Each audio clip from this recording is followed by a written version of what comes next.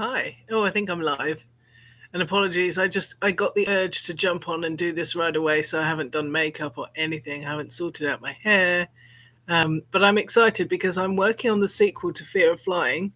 If you enjoyed Fear of Flying, which is available right now, it's my latest novel and it's on Amazon. You'll remember the characters. There was Ophelia and there was Miss Julie. Well, I'm working on a sequel and I have written probably about a quarter of it so far. My novels tend to be about 200 pages of a Word document, around sort of 70,000 words, I'd say. That's the right kind of length for a novel, particularly a cozy mystery or a suspense romance, a little bit of a caper and adventure in there. Um, and a murder mystery usually, and a puzzle. This one's definitely a murder mystery. Anyway, there's about a quarter of the book there, and I don't tend to write chronologically, as you know. I don't start at the beginning and work methodically till the end. I do a little bit throughout. However, I have got the first chapter, and I think it sets the tone.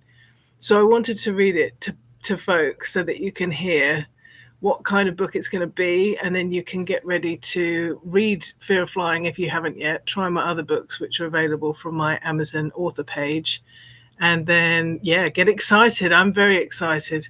So let's read this first chapter, see what you think. Let me know what you think in the comments. Are you glad to see Ophelia and Miss Julie back? So it starts like this, chapter 1, and this is called Skin Game. Alex Spear's novel Skin Game. If I were making a movie about that day, I would rewrite it to have a less horrifying ending. The old folks are playing Pity Pat. You know Pity Pat? It's a card game. Some play for quite a bit of money and lose. The first time I played Pity Pat was sitting up for a hurricane party where Wayne invited the neighbors into our house. Those who were born and raised New Orleans told me, it's not a hurricane, child. It's but a tropical storm. But they came around anyway, so that we wouldn't feel lonely and afraid while the wild winds roared, to drink Crown Royal and play Pity Pat. That hurricane was several years ago now. I've been living in the US since my fiancé moved us out here from London. I have 2 baby boys and they're playing with the other little kids.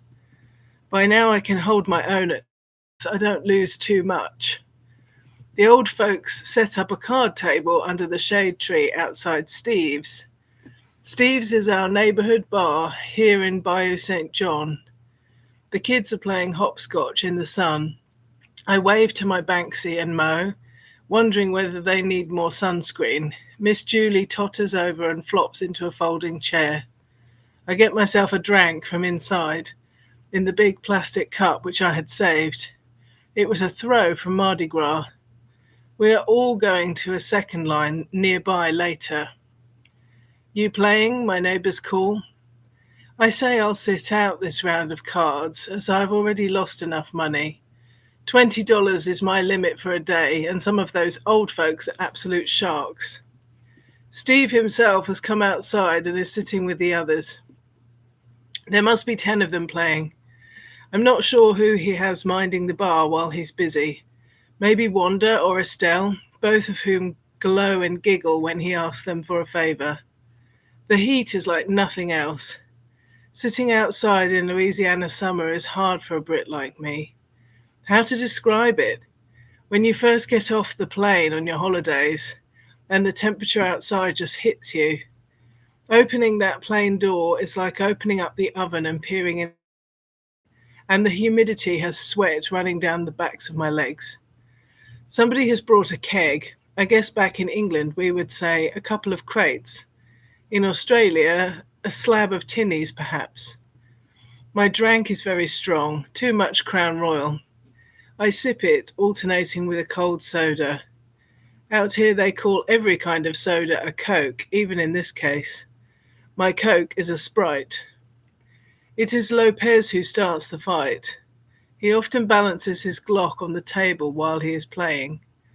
As a Brit, I'm still not used to seeing guns being carried around as casually as a tape measure or a powder compact. Lopez grumbles that the dealer is miscounting. The dealer for that round is Mika, who can be a pain. She doesn't know enough to apologize to him. Instead, she argues that he's the one in the wrong. He's too drunk or had too much sun, she tells him, and her dealing is just fine. When he takes up the gun for a horrible moment, I think that he will just shoot her in the face. There is a collective intake of breath around that table. You would get shot in Vegas, he hisses at her, with the end hard enough to leave a mark. She can't move, paralyzed by his unpredictability. A hard man who enjoys control. From my perspective, I find Mika irritating at the best of times, but there is no need to treat this foolish old woman so cruelly as this. I wonder how to intervene. We are all electrified, watching as Lopez is hitting Mika with his gun over and over. Tap, tap, tap. Mika tended to make pronouncements at the top of her voice about the things she would like someone to give her. That was how she spent her days, demanding things from others for free. It made everyone keep their distance. She was incredibly bitter and jealous when any of her neighbors managed to get a single thing for themselves. I remember she let me stay on her couch with Banksy, my oldest, one summer when we had been flooded out of our place. It was a very kind thing for her to do, but she decided to get her air conditioning checked out while I was there, thinking that I could pay for an upgrade to her system as a form of rental payment. We all watch appalled. Mika is frozen in her chair, and the pistol whipping against her wrinkly old skin is the only noise in the hot, bright street. Lopez is standing over her, his crotch in his stinky old black jeans about 2 inches from her nose. She quarreled with the repairman as he told her she needed to spend $500 on a new capacitor and he would fit it. She was right in terms of wanting a breakdown. He probably was inflating the price a little. He left her property, having first pulled the fuses and disconnecting the capacitor part. Mika had the idea that she would order the part and install it herself, which I agreed was a good idea, but she wanted me to buy the part. Then the correct part when she realized she had ordered the wrong one, and she wanted me to pay for the repairman's fee for coming to her place to do nothing, and for the financing plan for him to install the part she had ordered. And then, since I had paid out several $100s to get a neighbor out of a jam, she decided that I must have plenty of money and could be giving her gifts and donations every day. It had become unbearably uncomfortable. I would wake up on that couch, give Banksy his breakfast, and start to dread what demands the day would bring. Lopez is pistol whipping Mika. I should do something. She is not exactly my friend, but this is not right. If he could settle his differences using murder threats with an old woman who was basically harmless, then things could become lawless around here pretty quick.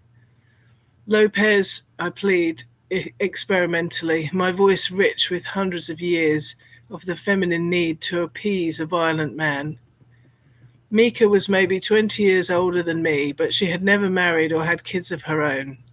She spoke in an affected way like a child.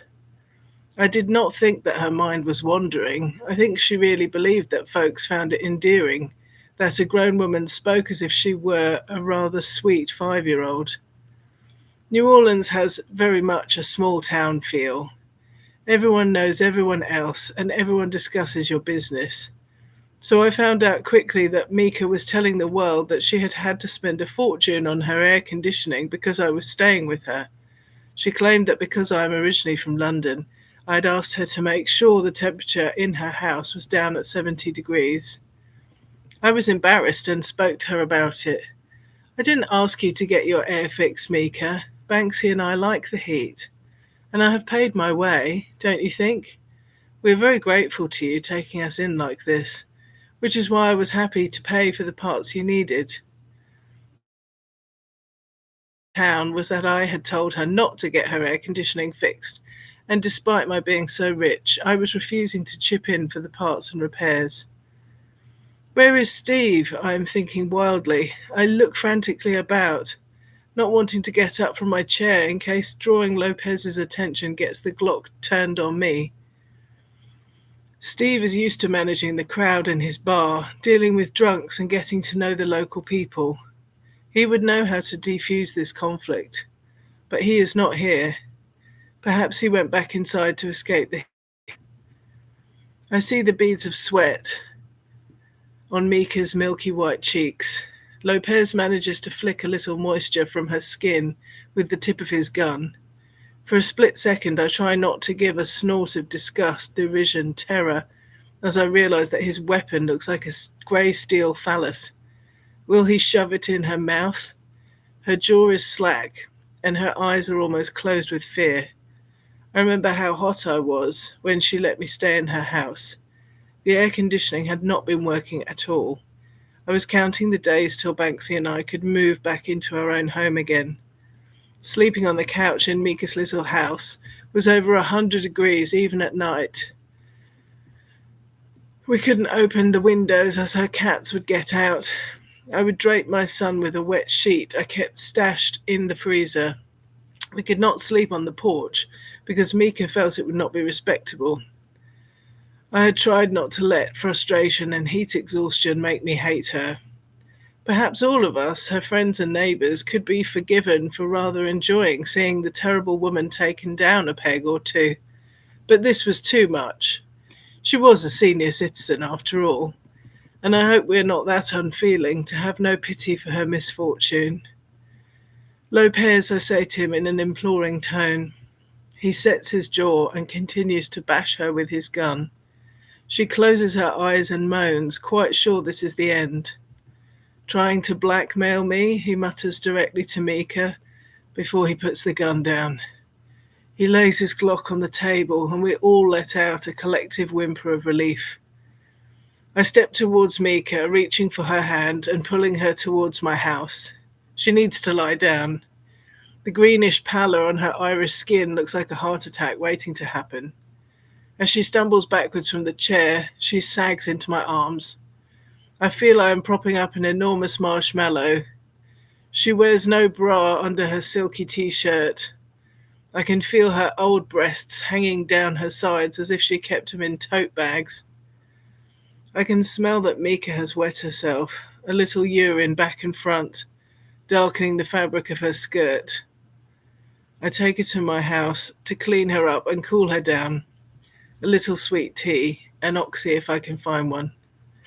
She didn't get shot. Not then.